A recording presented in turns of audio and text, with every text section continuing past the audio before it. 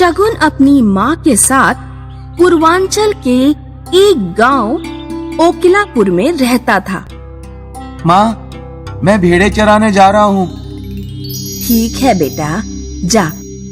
शगुन घास के मैदानों में भेड़ों को चरने के लिए छोड़ देता है और एक पत्थर पर लेट जाता है। ठंड का मौसम था, धूप खिली हुई थी और बहुत अच्छी हवा चल रही थी। इसीलिए शगुन को नींद आ जाती है।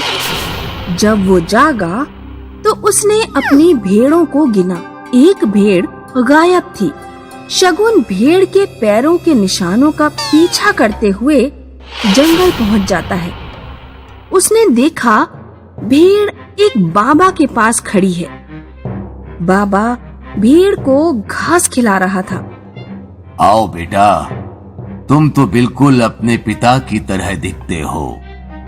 मुझे अपने पिता का चेहरा याद नहीं है। तुम उन्हें कैसे जानते हो? क्या तुम जानते हो कि तुम्हारे पिता कहाँ हैं? वे मर चुके हैं, माँ ने मुझे बताया। नहीं, वे अपनी गरीबी मिटाने यहाँ से सुदूर हीरों की बारिश की तलाश में हीरापुर गए हुए हैं। शाम को जब शगुन घर पहुँचता है तो अपने पिता के बारे में अपनी माँ से पूछता है। माँ, तुम कहती हो पिताजी मर चुके हैं, लेकिन आज जंगल में मुझे एक आदमी मिला था। वो तू जंगल क्यों गया? मैंने तुझे मना किया था ना। माँ, वो आदमी कह रहा था कि पिताजी जिंदा हैं और कहीं दूर हीरो की बारिश की तलाश में गए हैं। उस आदमी की बातों में मत आ बेटा। तेरे पिता उस आदमी की बातों में आकर हीरो की बारिश की तलाश में गए और फिर कभी नहीं लौटे।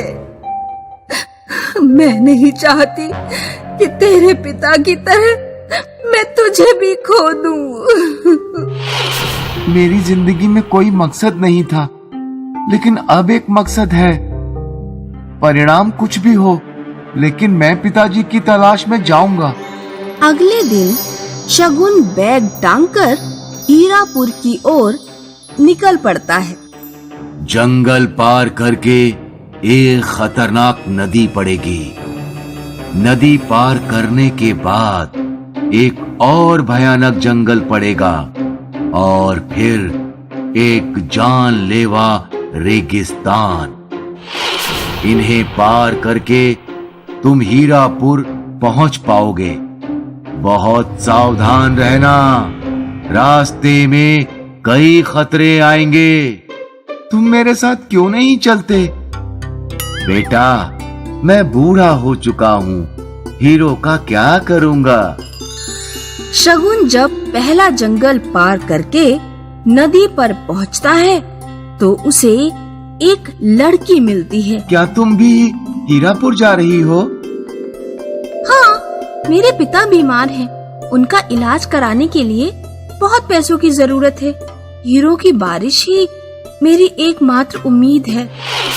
दोनों नदी में कूद जाते हैं और तैरकर नदी पार करने लगते हैं। एक मगरमच्छ उनके ऊपर हमला कर देता है। मगरमच्छ लड़की को लगभग कमर तक लील लेता है।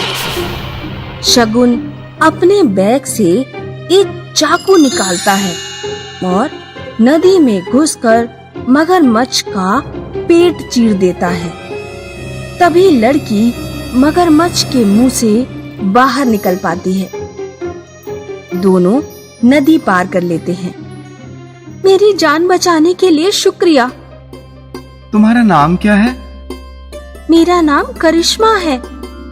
अब हमें जंगल की बाधा पार करनी है। जंगल में जगह जगह तीरों के निशान लगे हुए थे जो बता रहे थे कि किस दिशा में जाना है। हमें इन तीरों के हिसाब से चलना चाहिए या नहीं? हमें रास्ता तो पता नहीं है, इसीलिए तीरों के हिसाब से ही चलते हैं। करिश्मा और शगुन जंगल में आगे बढ़ते हैं। वे दोनों एक अंधेरी गुफा में पहुंच जाते हैं। करिश्मा अपने बैग से माचिस निकालती है और मशाल जला लेती है। गुफा में एक अजगर उनके ऊपर हमला कर देता है। अजगर ने शगुन के पूरे शरीर को लपेट लिया। तभी करिश्मा अपने बैग से चाकू निकालती है और अजगर की गर्दन काट देती है। अजगर मर जाता है। जान बचाने के लिए शुक्रिया। वे दोनों गुफा में आगे बढ़ते हैं। गुफा आगे जाकर एक रेगिस्तान में खुलती है। लगता है हमने जंगल पार कर लिया। शगुन और करिश्मा 20 दिनों तक रेगिस्तान में चलते रहे। वे अपने साथ जो पानी लाए थे वो लगभग खत्म हो चुका था। दोनों बेहोश होकर रेत पर गिर पड़े। उन्होंने देखा कि एक लंगड़ा आदमी उनके सामने खड़ा है। लंगड़ा आदमी बैसाखियों के सहारे उनके पास चलकर आया और उन्हें पानी पीने को दिया। तब दोनों को कुछ होश आया। लगता है तुम दोनों भी हीरो की तलाश में आए हो। लंगड़ा आदमी दोनों को एक छोटे से गांव में ले जाता है, जहां केवल 4-5 झोपड़ियां ही थीं। इस गांव में जितने भी लोग तुम्हें दिख रहे हैं, सब हीरो की बारिश का ही इंतजार कर रहे हैं। तुम लोग ठीक समय पर पहुंचे हो। हम लोग तो कई वर्ष पहले पहुंच गए थे। कल जब सप्तऋषि नक्षत्र सूर्य की कक्षा में पहुंचेगा, तब यहाँ हीरो की बारिश होगी। मैं हीरो के लिए नहीं, अपने पिता की तलाश में आया हूँ। क्या नाम है तुम्हारा? मेरा नाम शगुन है। शगुन, मेरे बेटे। दोनों गले मिलते हैं। 12 साल पहले मैं तुम्हें और तुम्हारी माँ को छोड़कर यहाँ आया था। रेगिस्तान के एक सांप ने मेरे पैर पे काट लिया था, इसलिए मुझे अपना पैर काटना पड़ा। खैर, अब सब कुछ ठीक है। अगले दिन गांव में हीरो की बारिश हुई। सभी लोग ढेर सारे हीरे जमा कर लेते हैं और अपने गांव लौट आते हैं। शगुन की माँ अपने पति से मिलकर बहुत खुश हुई। करिश्मा अपने पिताजी का इलाज करा लेती है।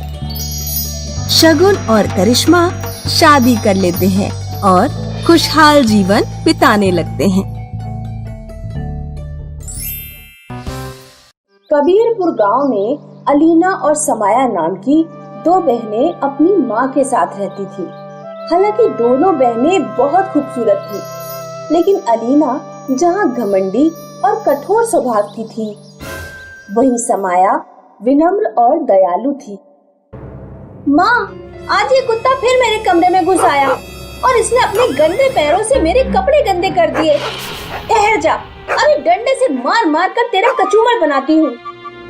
अलीना डंडा उठाकर कुत्ते की पिटाई करने वाली थी, तभी समाया वहाँ आ जाती है। रहने दो अलीना, क्या उस बेचारे मासूम की जान लोगी? डर के चाट ले से। अगर दोबारा ये मेरे कमरे में आया ना, तो इसके टांगे तोड़ दूंगी। अलीना की माँ गांव के अमीर घरों के कपड़े धोने का काम करती थी। एक दिन माँ उन दोनों के लिए नए कपड़े लेकर आई। यहाँ आओ अलीना और समाया, देखो मैं तुम दोनों के लिए नया सूट लेकर आई हूँ। ये लाल वाला तुम्हारा है और हरा वाला समाया तुम्हारा। समाया के लिए इतना सुंदर सूट ले आई और मेरे लिए ये सड़ा हुआ उठा लाई। ये तो क्या कह रही है बेटा, दोनों ही सूट बहुत सुंदर हैं। अलीना, अगर तुम्हें ये वाला पसंद है तो तुम ये वाला ले लो, मैं तुम्हारा वाला ले लूंगी। एक दिन माँ बीमार पड़ गई तो उसने लड़कियों से कहा, अलीना, समाया, सेठ जी के घर के कपड़े पड़े हैं, जरा इन्हें धो दो, मैं पहुंचा आऊंगी। मैं नहीं धो रही, मेरे हाथों की सुंदरता खराब हो जाएगी। आप चिंता न करें माँ, मैं धो दूंगी और पहुंचा भी आऊंगी।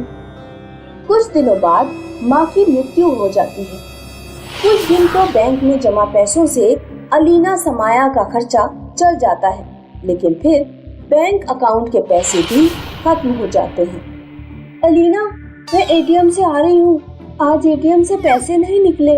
हमारे अकाउंट में केवल 50 रुपए रह गए हैं। अब हमें ही कपड़े धोने का काम करना पड़ेगा, वरना घर का खर्च नहीं चल पाएगा।